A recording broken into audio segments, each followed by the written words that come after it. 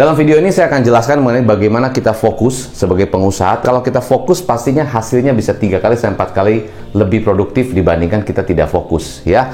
Bayangkan begini, kalau sebuah bisnis ya, ini adalah business owner. Nah, business owner itu pastinya punya banyak kerjaan. Anda sebagai business owner pasti kan punya banyak kerjaan kan. Sementara tim kita pun juga kita melihat ada beberapa yang produktif, ada beberapa yang sangat tidak produktif. Mungkin pembagian tugasnya tidak rata, tidak seimbang, sehingga ada satu orang yang sangat overload, satu orang sangat-sangat santai sekali. Nah, bagaimana supaya kita memastikan mereka fokus? Nah, bagi Anda yang baru pertama kali nonton channel saya, Anda jangan lupa nonton dulu, lalu bisa komen di bawah, dan jangan lupa Anda bisa subscribe, dan like, dan juga share ke teman-teman Anda, karena saya percaya sharing is caring. Di video ini, kita fokuskan kepada bagaimana tadi ya, business owner itu mendelegasikan salah satu contoh. Misalnya business owner mendelegasikan kepada satu tim, anggaplah tim sales. Nah, namanya orang sales pasti harus tugas utamanya apa? Ya order, harus jualan, harus bisa closing kan gitu ya. Berarti oke, order dia. Lalu kamu follow up juga ya. Jangan lupa nih klien-klien yang belum di follow up kan mesti follow up dong. Ya ini kan ada beberapa yang masih harus proses, masih hanging, masih segala macam, masih gantung, belum ada keputusan. Tolong follow up dong. Lalu jangan lupa nih ada konten-konten yang bagus kamu upload di sosial media ya, supaya sosial media kita juga keangkat, namanya brandingnya makin bagus. Lalu jangan lupa nih ada campaign-campaign, ada segala macam promo yang harus didesain, harus dibuat ulang. Tolong kamu desain ya, kan kamu bagus tuh desainnya, bisa pakai Canva dan sebagainya. Misalnya, akhirnya orang sales ini ya dia mengerjakan banyak tugas, banyak pekerjaan. Pertanyaan, fokus nggak dia kerjainnya? Atau ya gimana nih saya order juga, follow up klien juga, akhirnya tidak fokus. Akhirnya ini nggak benar, ini juga nggak kerjain juga. Waktu kita lagi kerjain desain, ownernya bilang, udah beres belum? Ini ada saya tambahannya, tolong kamu bisa bantuin saya nggak? Lama-lama dia overload juga. Nah, pertanyaan, apakah Anda mengalami kondisi seperti ini? Di mana saya mengandalkan ke satu orang dan kondisinya dia sudah overload, ditambahin lagi pekerjaan. Kenapa? Karena saya ke orang lain itu kayak saya kurang mantep gitu. Jadi saya harus kasih ke tim ini. Nah, apakah Anda merasa seperti itu? Ya, coba dengan kondisi begini kira-kira efektif nggak di perusahaan Anda?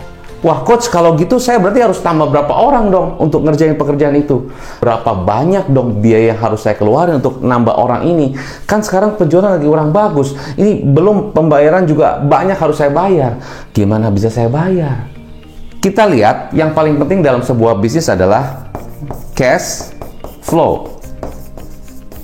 Nah, kalau cash flow saya bagus ya, cash flow yang bagus itu bagaimana? Cash flow yang bagus adalah cash flow yang kita bisa memaksimalkan biaya, kita optimalkan, artinya mengoptimalkan biaya ya, budget ya, budget fixed cost ya, dan juga ya memang kita juga kalau bisa mengoptimalkan ya variable cost. Nah, pertanyaan, apakah saya masih hire 5 orang untuk 5 pekerjaan supaya fokus?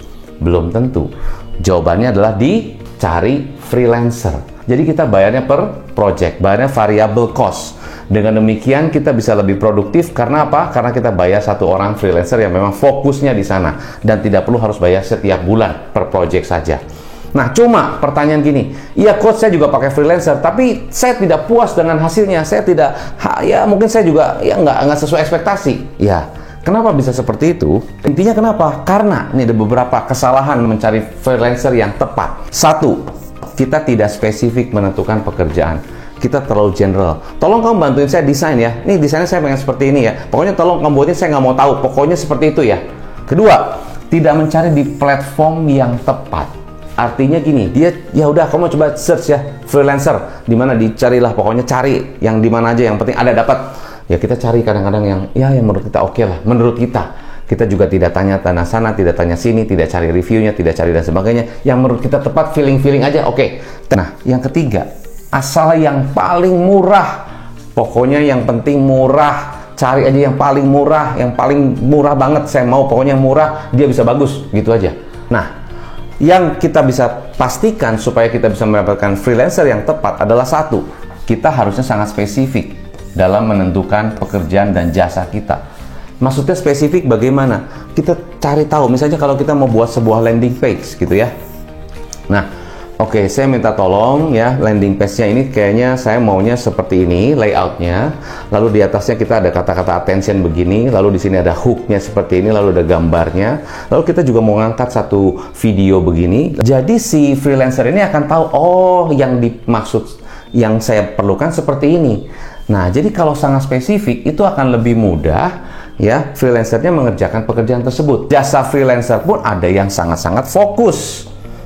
Ya, ada yang fokus sekali, yang betul-betul jasanya memang jasa freelancer, bukan jasa yang lain. Nah, jasa freelancer yang saya rekomen buat Anda adalah namanya 1000.com.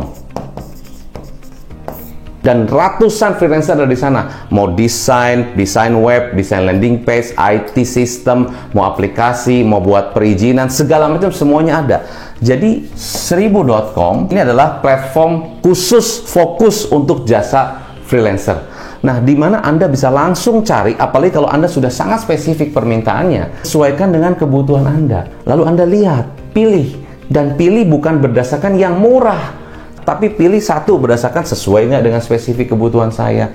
Kedua, lihat reviewnya. Ketiga, lihat juga testimoni-testimoninya. Keempat, mungkin ngobrol juga dengan orangnya dan sebagainya. Responnya bagus apa enggak, komunikasinya oke apa enggak, secara pengertian cepat apa enggak. Itu semua Anda lihat juga.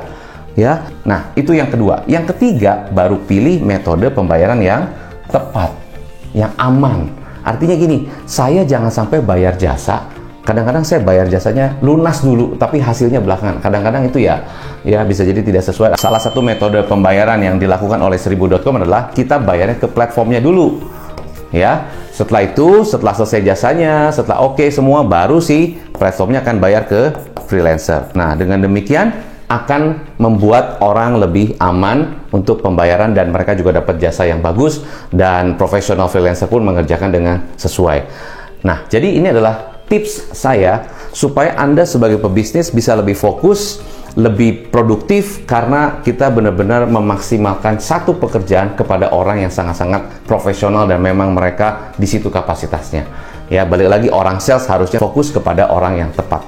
Semoga bisa bantu Anda, dan kalau Anda mau explore, Anda bisa langsung klik link di bawah untuk lihat 1000.com. Sukses selalu buat Anda. Saya Hendra Hilman, salam pengusaha.